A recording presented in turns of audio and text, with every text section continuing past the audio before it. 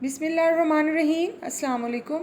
آج کی حدیث صحیح بخاری سے حدیث نمبر 7060۔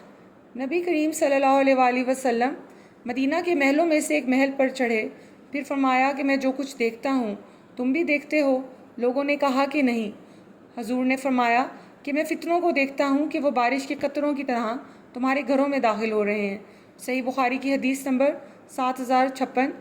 جن باتوں کا حضور نے ہم سے عہد لیا تھا ان میں یہ بھی تھا کہ خوشی و ناگواری، تنگی و کشادگی اور اپنی حق تلفی میں بھی اطاعت و فرما برداری کریں، اور یہ بھی کہ حکمرانوں کے ساتھ حکومت کے بارے میں اس وقت تک جھگڑا نہ کریں جب تک ان کو اعلانیہ کفر کرتے ہوئے نہ دیکھ لیں۔ اگر وہ اعلانیہ کفر کریں تو تم کو اللہ کے پاس سے دلیل مل جائے گی۔ صحیح بخاری کی حدیث نمبر 7053۔ نبی کریم صلی اللہ علیہ وآلہ وسلم نے فرمایا، جو شخص اپنے امیر میں کوئی ناپسند بات دیکھے تو صبر کرے۔ خلیفہ کی اطاعت سے اگر کوئی بالشت بھر بھی باہر نکلا تو اس کی موت جاہلیت کی موت ہوگی۔ صحیح بخاری کی حدیث نمبر 7049۔ نبی کریم صلی اللہ علیہ وآلہ وسلم نے فرمایا، حوض کوثر پر تم لوگوں کا پیش خیمہ ہوں گا، اور تم میں سے کچھ لوگ میری طرف آئیں گے۔ جب میں انہیں حوض کا پانی دینے کے لیے جھکوں گا تو انہیں میرے سامنے سے کھینچ لیا جائے گا۔ میں کہوں گا، اے میرے رب، یہ تو میری امت کے لوگ ہیں۔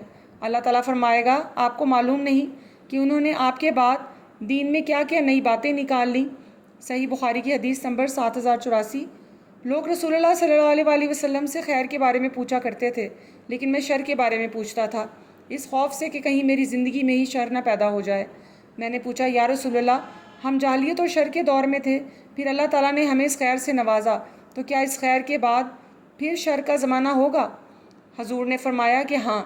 میں نے پوچھا، کیا اس شر کے بعد پھر خیر کا زمانہ آئے گا؟ حضور نے فرمایا کہ ہاں، لیکن اس خیر میں کمزوری ہوگی۔ میں نے پوچھا کہ کمزوری کیا ہوگی؟ فرمایا کہ کچھ لوگ ہوں گے جو میرے طریقے کے خلاف چلیں گے، ان کی بعض باتیں اچھی ہوں گی لیکن بعض میں تم برائی دیکھو گے۔ میں نے پوچھا، کیا پھر دور خیر کے بعد دور شر آئے گا؟ آپ نے فرمایا کہ ہاں، جہنم کی طرف سے بلانے والے دوزخ کے دروازوں پر کھڑے ہوں گے، جو ان کی بات مان لے گا وہ اس میں انہیں جھٹک دیں گے۔ میں نے کہا، یا رسول اللہ، ان کی کچھ صفت بیان کیجیے۔ فرمایا کہ وہ ہمارے ہی جیسے ہوں گے اور ہماری ہی زبان عربی بولیں گے۔ میں نے پوچھا، پھر اگر میں نے وہ زمانہ پایا تو آپ مجھے ان کے بارے میں کیا حکم دیتے ہیں؟ فرمایا کہ مسلمانوں کی جماعت اور ان کے امام کے ساتھ رہنا۔ میں نے کہا کہ اگر مسلمانوں کی جماعت نہ ہو اور نہ ان کا کوئی امام ہو؟